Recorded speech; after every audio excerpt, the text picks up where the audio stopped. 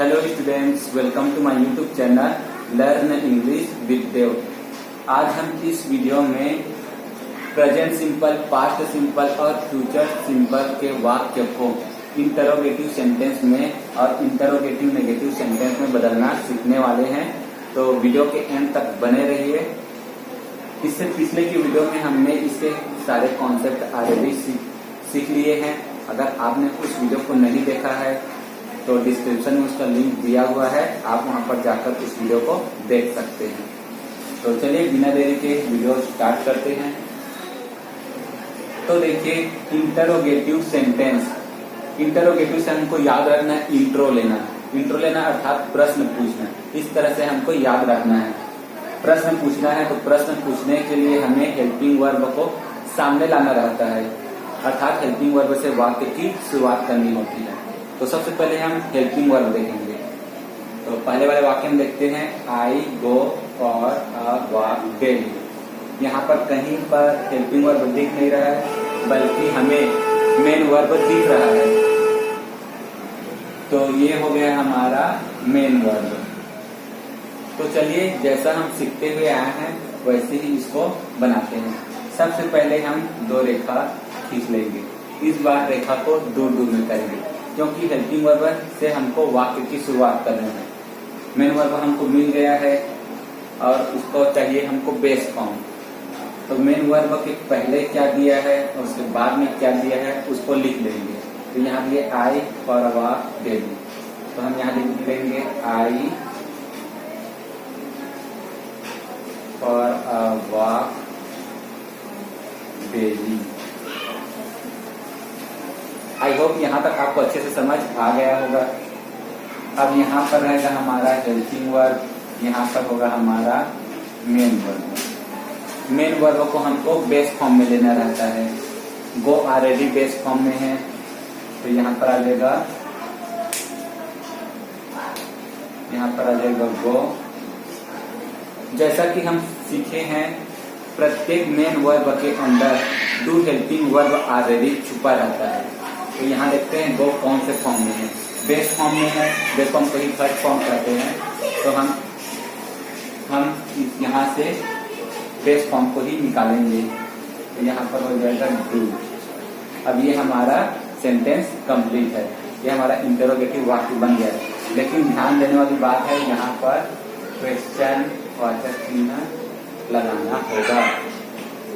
तो इस तरह से हमारा बनेगा, do I go for a walk daily. क्या मैं रोजाना टहलने जाता हूँ। तो चलिए दूसरा, तीसरा, चौथा, पांचवा, छठवा और सातवां को आपको अपने से बनाने का कोशिश करना है। हो सके तो आप वीडियो को पॉज करके अपने से बनाने की कोशिश करें।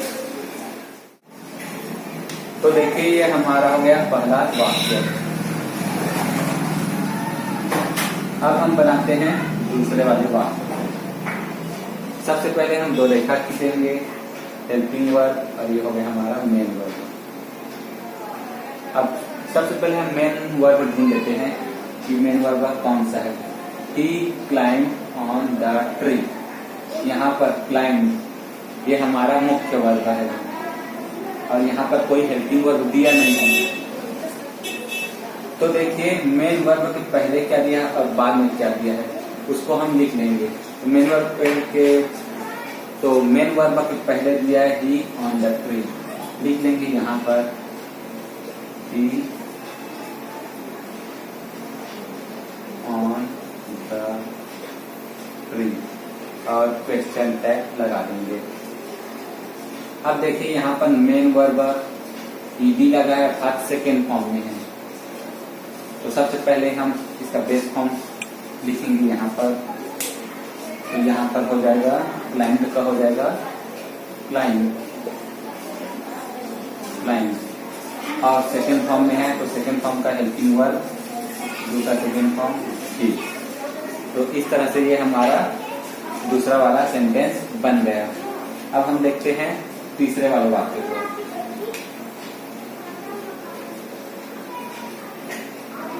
सबसे पहले हम दो रेखा खींचेंगे, एक पहला रेखा और ये दूसरा रेखा। अब यहाँ पर हम मेन वर्ब को ढूंढेंगे। ये हमारा हेल्पिंग वर्ब होगा और ये हमारा मेन वर्ब। अब देखते हैं वाक्य को। See we dance on the stage. यहाँ देखिए डांस मुख्य क्रिया है और उसके साथ विल लगा है। हेल्पिंग वर्ब ऑलरेडी दिया हुआ है, तो हमको क्या करना रहता है, हेल्पिंग वर्ब को बस सामने बस तो लाना रहता है। तो मेन वर्ब के पहले क्या दिया है और मेन वर्ब के बाद क्या दिया है उसको हम लिख लेंगे। तो यहाँ पर हो जाएगा सी ऑन द स्टेज। यहाँ लिख देंगे सी ऑन द स्टेज और क्वेश्चन वाचक चिन्ह। अब देखिए, अब हमको चाहिए मेन वर्ब को बेस फॉर्म में चाहिए। डांस ऑलरेडी बेस फॉर्म में है, तो यहाँ पर डांस का डांस और यहाँ पर विल जो है सामने आ जाएगा। तो इस तरह से यह बनेगा will see dance on the stage. क्या वह स्टेज पर नृत्य करेगी अर्थात नाचेगी। तो चलिए अब चौथे वाले वाक्य को बनाते हैं। सबसे पहले हमको दो रेखा लिखना है। ये हो गया हमारा हेल्पिंग वर्ब और ये हो गया हमारा मेन वर्ब। अब देखते हैं मेन वर्ब कहाँ पर है। You lost your money. आपने अपना पैसा खो दिया। तो लॉस्ट, यहाँ लॉस्ट मेन वर्ब है और हेल्पिंग वर्ब दिया हुआ नहीं है। तो अब देखिए मेन वर्ब के पहले क्या दिया है, मेन वर्ब के बाद क्या दिया है, उसको हम लिख देंगे। You your money. यहाँ लिख देंगे यू योर मनी।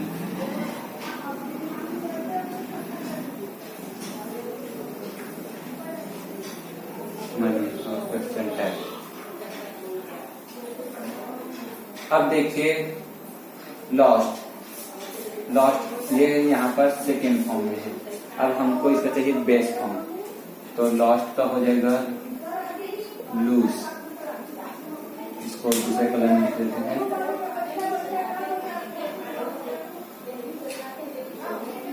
लूज।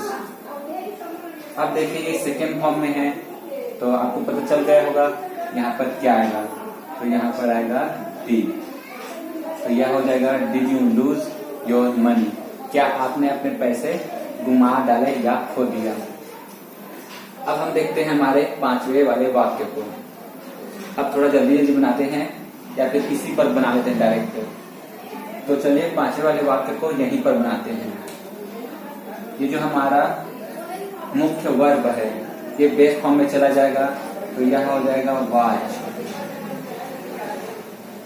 अब देखिए वॉचेस ये फिफ्थ फॉर्म में है क्योंकि एस लगा है, तो हमको हेल्पिंग वर्ब भी पांचवे फॉर्म में चाहिए। तो यहाँ पर हो जाएगा डज। तो यह बन जाएगा does Mohan watch TV a lot. क्या मोहन बहुत टीवी देखता है। तो इस तरह से बन जाएगा। चलिए यहाँ लिख देते हैं does Mohan watch TV a lot. अब देखते हैं हमारे छठे वाले वाक्य को। Sonu saw an elephant. Sonu ने देखा एक हाथी। सोनू ने एक हाथी देखा। अब हमको इसको कन्वर्ट करना है इंटरोगेटिव सेंटेंस में, तो हम डायरेक्ट यहीं पर इसको कन्वर्ट करेंगे। सॉ ये हो गया हमारा मेन वर्ब और यहाँ पर एक हेल्पिंग वर्ब। तो ये सॉ जो है बेस फॉर्म में आ जाएगा। बेस फॉर्म में आएगा तो यह हो जाएगा सी, और ये अभी सेकेंड फॉर्म में है सॉ, तो यहाँ पर आ जाएगा डिड। तो इस तरह से यह बनेगा did Sonu see an elephant. ये हो जाएगा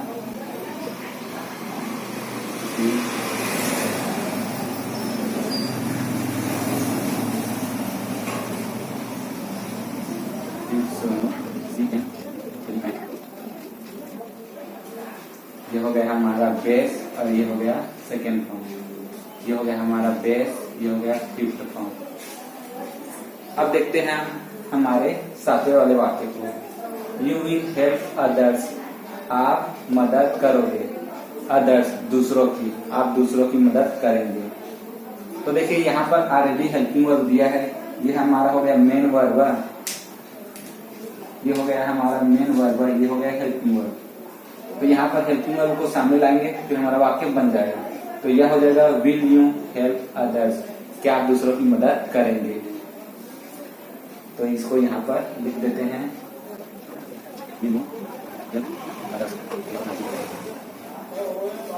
आई होप आपने ये कॉन्सेप्ट अच्छे से समझ लिया हो। तो चलिए अब बनाते हैं ये इन पांचों वाक्यों को आप कन्वर्ट करते हैं इंटरोगेटिव नेगेटिव सेंटेंस में, अर्थात प्रश्नवाचक नकारात्मक वाक्य। अब हमको दो कार्य करना है, नेगेटिव भी बनाना है और इंटरोगेटिव भी बनाना है। तो देखिए सबसे पहले वाक्य को, आई लिसन हिज स्टोरी, मैंने उसकी कहानी सुनी। तो सबसे पहले हम इसको डायरेक्ट इंटरोगेटिव नहीं बनाकर नेगेटिव पहले बनाएंगे, उसके बाद हेल्पिंग वर्ब को सामने रख देंगे। तो सबसे पहले हमको करना है दो रेखा खींचना है, एक दो। ये हो गया हमारा हेल्पिंग वर्ब, ये हो गया हमारा मेन वर्ब। और नेगेटिव बनाना है तो दोनों के बीच में आ जाएगा नॉट।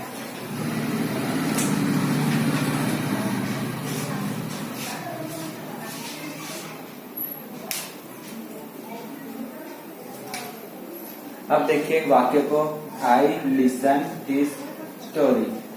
सबसे पहले हम देखते हैं मेन वर्ब। तो यहाँ पर मेन वर्ब हो गया हमारा लिसन। यहाँ हेल्पिंग वर्ब कोई दिया नहीं है तो हेल्पिंग वर्ब हमको बनाना पड़ेगा। ये कौन से फॉर्म में है, ईडी लगा है, अर्थात ये सेकेंड फॉर्म में है। तो मेन वर्ब के पहले क्या दिया है, मेन वर्ब के बाद क्या दिया है उसको पहले लिख देंगे।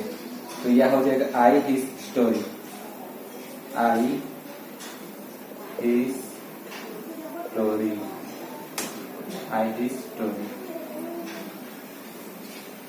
अब ध्यान दीजिए ये हमारा लिसन है, बेस फॉर्म में आ जाएगा तो यह हो जाएगा लिसन। और हमारा ये सेकेंड फॉर्म में है तो सेकेंड फॉर्म का हेल्पिंग वर्ब आएगा तो यहाँ पर हो जाएगा डिड। आई होप आपको ये अच्छे से समझ आ गया होगा। अब हमको दूसरा काम करना है, अब हमको इसको इंटरोगेटिव बनाना है। हेल्पिंग वर्ब ऑलरेडी अब हमारे सामने है, इस हेल्पिंग वर्ब को सामने लगा देंगे। तो चलिए लगा देते हैं। तो यह हो जाएगा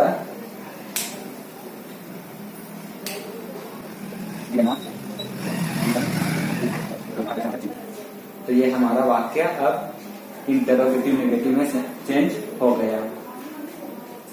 तो चलिए दूसरा, तीसरा, चौथा और पांचवें वाले वाक्य को आपको अपने से बनाना है। तो चलिए दूसरे वाले वाक्य को बनाते हैं। सबसे पहले हम दो रेखा खींच लेंगे, हमारा पहला रेखा, ये दूसरा रेखा, दोनों के बीच में हमको लगाना है नॉट। तो ये हो जाएगा नॉट, यहाँ पर नॉट आ गया। अब हमको देखना है मेन वर्ब, यहाँ पर होगा मेन वर्ब, यहाँ पर हेल्पिंग वर्ब। मेन वर्ब देखते हैं, you speak English, you speak English, आप अंग्रेजी बोलते हैं। तो यहाँ पर स्पीक जो दिया है ये हमारा मेन वर्ब है, हेल्पिंग वर्ब नहीं दिया है तो हमको हेल्पिंग वर्ब यहाँ से निकालना होगा। मेन वर्ब के पहले क्या दिया है, मेन वर्ब के बाद क्या दिया है उसको पहले लिख लेंगे, यू इंग्लिश। तो यह हो जाएगा यू और यहाँ पर English.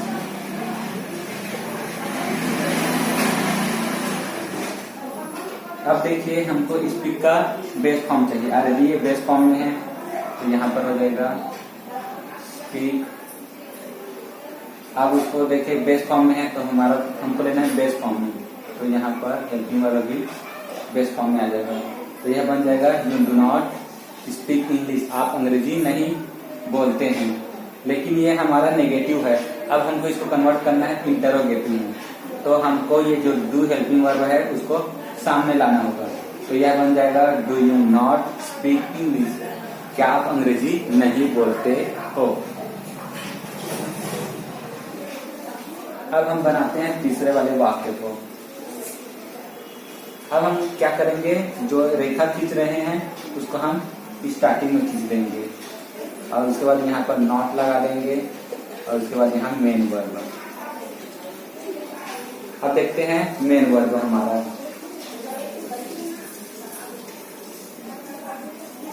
You know me, no यहाँ पर मेन वर्ब है और मेन वर्ब पहले क्या है, मेन वर्ब की बात क्या है उसको पहले लिख लेंगे।